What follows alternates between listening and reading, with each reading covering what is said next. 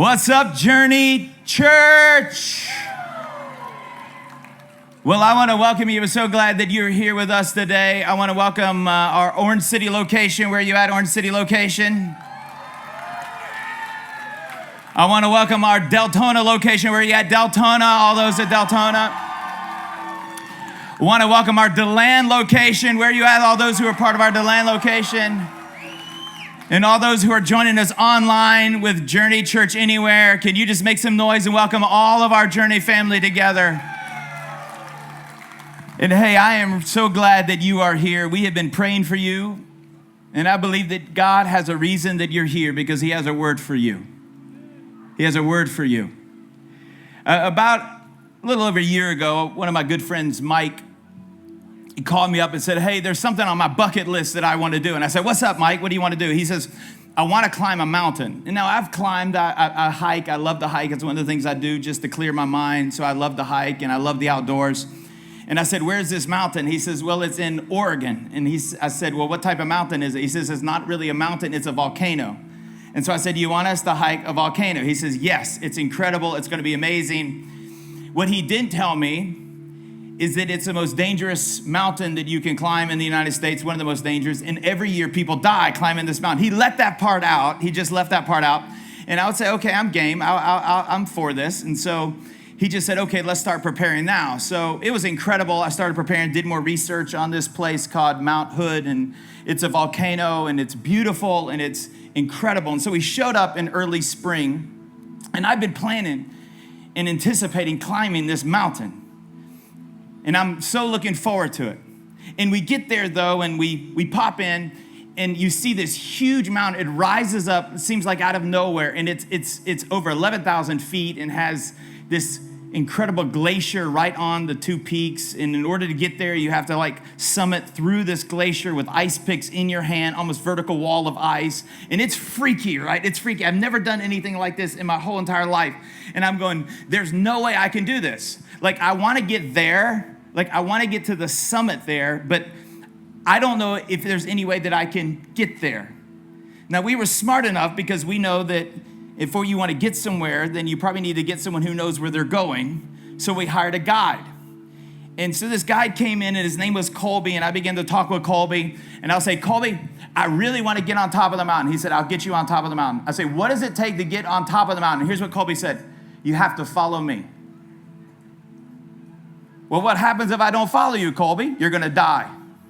Well, that's a pretty stark warning, though, right? And you kind of suck it in and go, wow, okay, death is a reality on this hike that I'm about to take.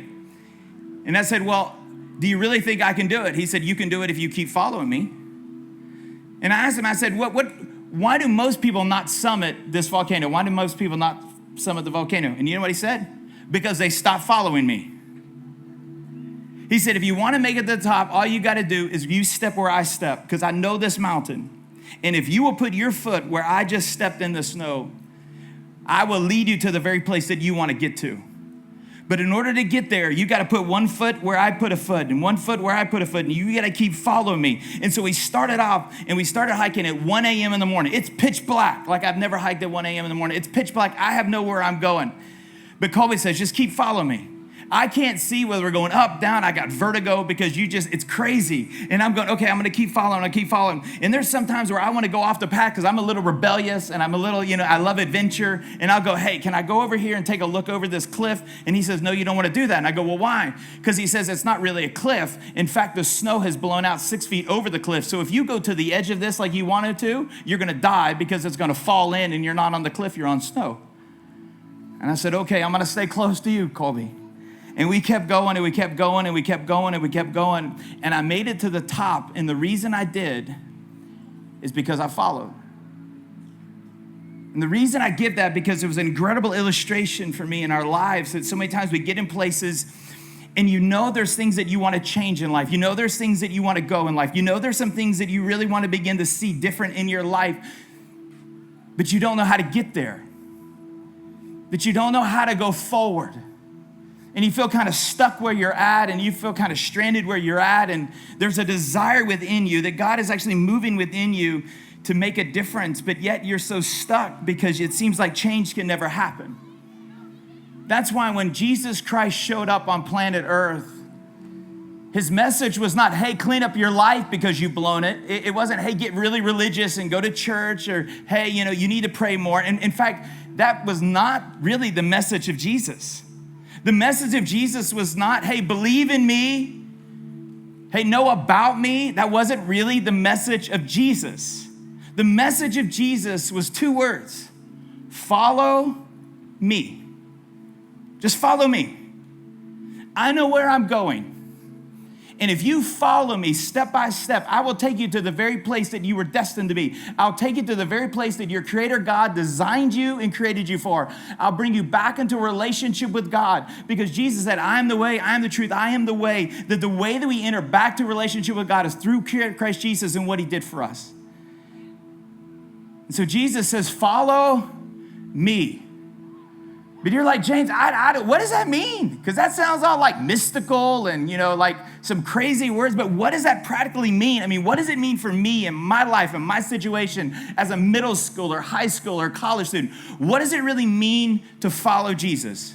And so if you have your Bibles, Luke chapter 5 is where I'm going to be at very quickly. And I want to read a text, because when Jesus wanted to talk about the reality of following, he didn't give a lecture. He gave an illustration through a guy named Peter.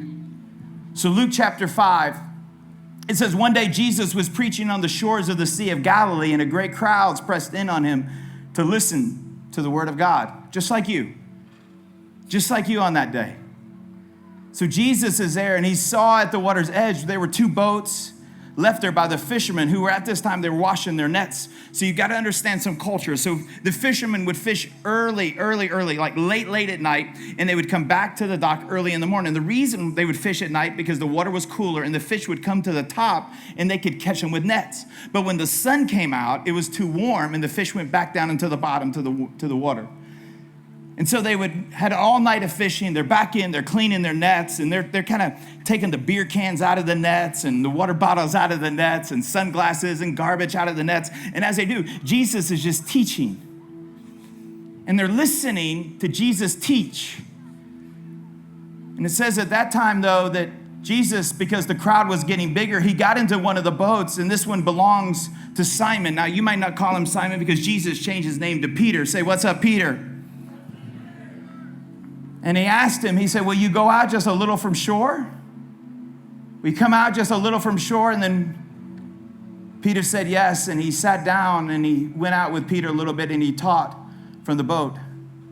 Peter's been working all night, but Jesus says, will you just follow me a little bit and lean in? Will you just come with me just a little bit? And can I get your attention, Peter? Peter, can you put down the net and just kind of focus on me for a minute? Do you realize since the moment you've been born, God's been trying to get your attention? Not because he wants to hurt you, but because he wants to bless you. But in order to really begin to listen and follow, you have to lean in and get quiet. And so the first way we find that we begin to follow is you got to lean in. Shout, lean in. Push your neighbor, say, lean in. Now don't lean on them. They might fall over and it's hot. But he says, lean in. If you want God to begin to work in your life, this is where it starts.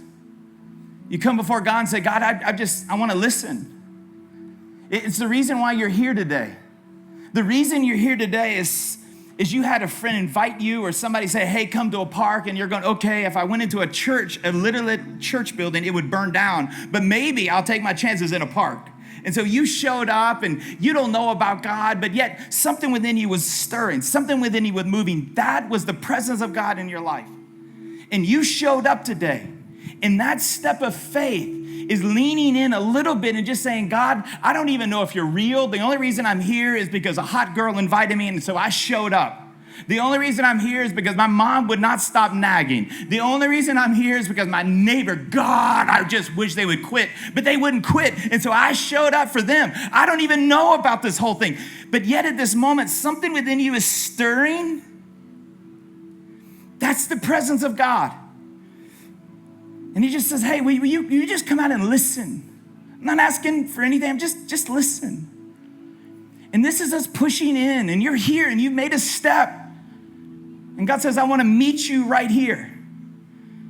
It's leaning in to begin to learn a little bit. Who is this God and who is Jesus and what did he do?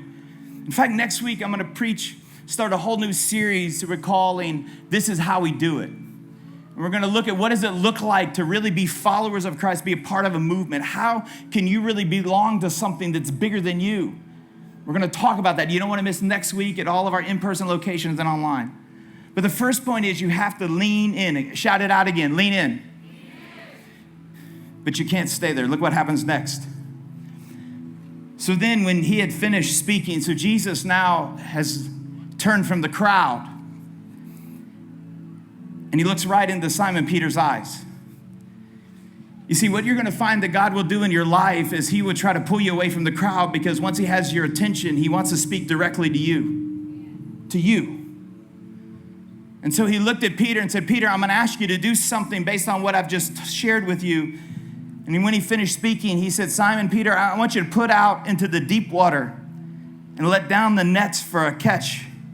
Peter, I want you to step out from where you're comfortable at and begin to trust me. The second way, the way we begin to follow is you got to step out. Shout, step out. The crossroads of your faith will always be here. That as you lean in, God will begin to reveal some things to you. God will begin to share some things to you. And at the moment, you'll look at it and you'll go, this is crazy. God, I don't know. I don't know. And at this moment, he's just asking you, will you step out? Will you leave what is comfortable? Will you begin to push in to listen to me? Will you trust what I say even when you can't see it? Will you begin to see how I see you? Will you begin to understand that I want to do a movement of your life? But in order to get to this point, we have to begin to step out, begin to say, God, I don't know what I'm doing, but I'm going to trust you. And this is the crossroads that so many of you are at, because God has been moving on your life and he's been revealing some things to your life, and you're kind of stuck here and you're afraid. And the whole time Jesus is saying, just come on, keep following me. I want to bring you to better places, but you got to follow me. You have to stop leading you, because come on, how well is that going for you? Where has you leading you gotten you in life? Just dead ends and more brokenness. So Jesus shows up on the scene. He says, follow me. I know what I'm doing. I have come to give you life. And so he says, Peter, will you put out? Go a little deeper. Will you step out? And I love Peter's honesty, because I get Peter. Peter answered, he said, Master, we worked hard all night long, and we haven't caught anything. We worked hard all night long, and we haven't caught a single thing. Jesus, we're done. Have you ever told God you're just done? Come on, I need the real people. You ever told God, I'm just done. I'm done. We've gone through the past 3 years, and I can't tell you how many times I've said that. I'm done. We got hit with COVID and thought, woo, it's going to get better, and then it continued not to get better. And then especially for us, we're finally getting out a little bit, and then all of a sudden we get hit with a hurricane. I'm like, really? Now, God? Now, God? I'm done. And we're so exhausted. I think so many of us feel like Peter this moment, that we kind of keep trying to do the things that we know we should do, but yet we feel so hopeless and so hurting and so broken, and we don't have a lot of hope there. There's not a lot of joy there. There's not a lot of peace there in our lives. And we feel like Peter, and we go, I keep doing what I think I should do, but it's not getting me where I want to go. And I'm just done. I feel tired, Jesus. I don't know how many of you are just tired. You're tired in your marriage. You're like, I tried it all. It's still not working. I'm done. I'm done.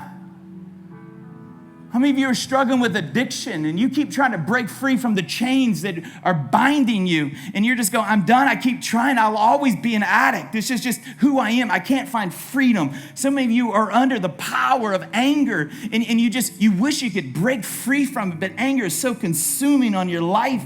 It struggles, and you struggle through life, and God, Jesus comes up and says, will you trust me? Will you just follow me? Just follow him. Peter says, I don't know. Jesus, I just don't know. I feel tired. I feel weary. I feel overcome. I feel broken. I feel hurting. Jesus, I don't know. But I want you to hear what Peter says next because it defines the rest of his life. So Simon answered, but because you say so, because you say so, because you say so, because you say so. Will you just shout that? Because you say so. Jesus, because you say so, I will follow you. Jesus, if you tell me what to do, I will do it. You see, Jesus sees what you cannot see. Jesus sees a way out where you can't see a way out. And he says, will you trust me? Will you trust in what I say even when you can't see it? If you want to know how faith grows, faith doesn't grow when things are going great in your life and you got it figured out. Faith grows in your life when you're at your wit's end and you're saying, I never signed up to be a single mom and I'm at my wit's end. Faith begins when you're at the point saying, I'm ready to walk out in this marriage because I'm done with it. Faith begins when you're a middle schooler and overwhelmed with anxiety because you look around in the world and you can't understand what's going on. That's in the middle of that struggle when Jesus shows up and says, I didn't lead you into this mess, but if you follow me, I have the power to lead you out of this mess and begin to redeem what is broken and restore what is lost. That's the power. This is where our faith grows. That Jesus will show up and he'll ask you to do something that seems so ridiculous. It seems so inconvenient. Jesus, that will never work. Jesus, I could just hear Peter right now. Master, listen, you're a great rabbi. You're a great teacher. Put a mic in your hand and you can go off. I like it, Jesus. But Jesus, that's your lane. My lane is fishing. So Jesus, stay in your lane. I know what I'm doing. How many times have you told God, I know what I'm doing? And Jesus says, I'm asking you to trust me. Put out your net, Peter. And Peter said, Jesus, because you say so, I will let down the net. I'll let down the net. And verse 6 says, and when they had done so, not when they believed it, not when they thought about it, not when they prayed about it, but actually when they did it. When they stepped out to obey, they caught such a large number of fish that their nets began to break. And so they signaled their partners in the other boat to come and help them. And they came and filled both boats so full that they began to sink. When your faith aligns with the faithfulness of God, you can begin to expect God to do the supernatural. When your faith aligns with the goodness of God and you line your life up and say, God, I want to follow your will, your way, even if I can't see it. In that very moment, you encounter the faithfulness of God, and God has never failed anyone who steps forward by faith. That's why we're here. That's what changed my life. So Jesus says, drop your nets, and Peter drops them, and it changed them forever because in verse 8, when Simon Peter saw this, he looked at Jesus and said, Jesus, we got a one-way ticket. We're going to make a lot of money. All you do is show up and tell me where to fish, and we can pull in boatloads of fish every day. This is my ticket to freedom. Now, at that moment, he falls on his knees, and he stands before Jesus, and he says, go away from me, Lord. I'm a sinful man. At this moment, Peter realizes that Jesus wasn't just a teacher, but Jesus was God in the flesh. The God who stepped out of heaven to pursue Peter and pursue you. And Peter fell on his knees and says, there's no way you would really want me, God. Not if you knew what I had done. Not if you know what I have gone through. There's no way you would ever want me. And there's so many of you here, and that's how you feel in your heart. When you think about God, your heart really says, there's no way God would ever want me, not after what I've done. And there's a lot of shame there. There's a lot of guilt there. And Peter says, Jesus, if you really knew what was in here, you wouldn't want to be in the boat with this man. If you knew the brokenness in here, you wouldn't want to be here, because I can put up the facade and I can smile like everybody else. And I can go on the gram and I can talk about how great life is, but you don't see the behind the scenes where everything is crushing and the weight of it is hitting me. And it's a struggle just for me to get out of bed in the morning. It's a struggle for me to go forward. And you're there, and at the whole time, Jesus is calling. And right now, Peter falls down. He says, Jesus, you just don't want anything to do with me. But Jesus' response changed everything. In verse 10, then Jesus said to Simon, do not be afraid. Don't be afraid. Push somebody, say, don't be afraid. Come on, push somebody else and scream it. Don't be afraid. Don't be afraid. Don't be afraid. Don't be afraid. You don't have to live in that condemnation anymore. You don't have to live in that brokenness anymore. You don't have to live in the addiction anymore. You don't have to live under the reality of what your people have said about you. You can live in freedom. So Jesus says, don't be afraid. In fact, Peter, I see what you can't see. I see who I'm going to make you and what I'm going to make you into. From now on, I will make you into a fisher of men, a fisher of people. You will fish for people. And I think right now, Peter's going, I have no clue what that means. But here's what I do know. I thought that my major problem before this was that I couldn't catch fish. But now I know what my greatest problem is. It's not me not catching fish. My greatest problem is that when I stand in the presence of God, I realize that I have failed, that I've missed the mark. And God, if you're real and you're there, and me, I know my heart, and I don't know how there's any way I can have this relationship with you. I don't know if you could ever forgive me over what I've done. I don't know if you could ever love me based on what I've done. And this is Peter's heart. And Jesus comes and speaks to him and says, do not be afraid. Just as I was able to overcome your issue with the fish, I'm able to overcome your issue with sin. I'm going to do what you cannot do, Peter. I'm going to handle it for you. Just like you didn't know what to do when you showed up and I told you to put out the net and you trusted me and there was a harvest. If you trust me with your sin, if you trust me with your brokenness, if you trust me with your shame, if you trust me with your addiction, if you trust me with your brokenness, if you trust me with the betrayal, if you open up your life and you begin to trust me with that, I will not push you away. The living God will not push you away. That's the fact, the very heart that opens you up to experience the power of God changing your life. This is what Jesus showed up to do, and this is why his message was follow me, because he wanted you to know that he loved you and he could transform you and he could change you. But in order to get there, you had to begin to trust him with everything. And so Jesus says, Peter, are you willing to let go of what you think you are, and will you let go of your sin and follow me? And look at Peter's answer, verse 11. So they pulled their boats up to the shore and they left everything. Left everything and followed him. The final step in following is you got to let it go. Push your other neighbor, say, let go. Come on, push somebody else, say, let go. God is moving in your life and he'll say there's things that you have to begin to turn away from and follow me. What is God asking you to turn away from so that you can have him? He's not asking you to turn away from those things because he's trying to destroy you. He's trying to get you to turn away from those things that are destroying you. And Peter left everything.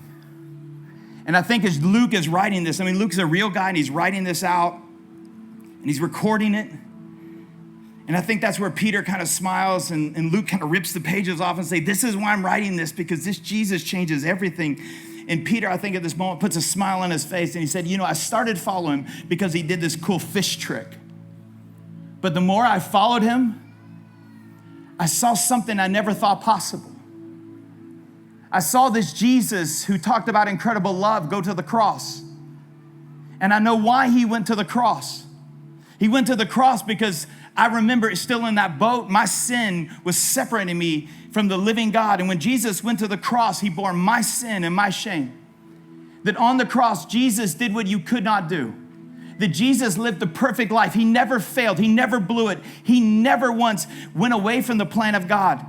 Instead of receiving the just reward of eternal life, Jesus laid down his life on the cross for you, that he gave his life for you, that the moment you receive him, the moment you say, Jesus, I have failed, I've blown it, there's no way I can make this up. Jesus, will you forgive me? In that very moment, he forgives you of every sin that you ever could commit, will commit, or should commit, or might commit. Everything is forgiven by the power of Jesus Christ, that he died in your place. And this is why you can trust that you follow him in your life. Because anyone who's willing to die for you, that means they're really, really for you. That he says, I love you. Follow me. And Peter says, I saw Jesus die on a cross, and on the cross, he was the judgment for my sin. The very wrath of God was poured out upon Jesus so that I don't have to bear that sin any longer. And then they put Jesus in a grave, and the third day he arose from the grave, and the same power that resurrected Jesus is the same power that now lives within me, resurrecting life and hope within me. That's how I live my life now, in the fullness of this relationship with God, that Jesus overcame everything that I could not overcome. The reason that your friend was so persistent on inviting you, or your mom, your aunt, your family member, whoever it was, the reason they were so persistent is that Jesus Christ that called Peter is the same person that called them and it called me and said, I'm going to get in your boat, and if you'll lean in, I will show you some things. But what I'm going to show you, you're going to have to begin to address. You can't keep running from the issues. You have to address some of the mess that is in you. And so, Jesus, I'm going to lean in. I'm leaning in. I'm leaning in. I'm leaning in. But I'm going to have to step out. So, Jesus, I don't think this will work, but I'm going to follow you. Jesus, I don't know if this can happen, but I'm going to follow you. Jesus, I'm not sure if I could ever live in freedom again, but I'll follow you. I'm not sure if I could ever love again, but I'm going to follow you. I'm not sure if you can break the chains that I'm in, but I'm going to follow you. I'm going to follow you and follow you and follow you and follow you, because I know, Jesus, that you have designed a life for me, and you know me, and you love me, and you went to the cross for me. So I'm going to keep stepping and keep stepping and keep stepping and keep stepping, believing that you can do incredible things in my life. That's the power of Jesus Christ. Through his death, we are forgiven. Through his resurrection, we receive a new life. And so Jesus says, follow me. Follow me. Follow me. Guys, church at the park was incredible. I'm so excited. Pastor James' message was amazing. But if you want to know what that day really looked like, go ahead and head to the next video and see more information. Watch a highlight video of what that day looked like. If you've got more questions for us, or you want to know how to get connected, make sure you email us at info@journeyconnect.org. We'd love to connect with you. We'll see you later.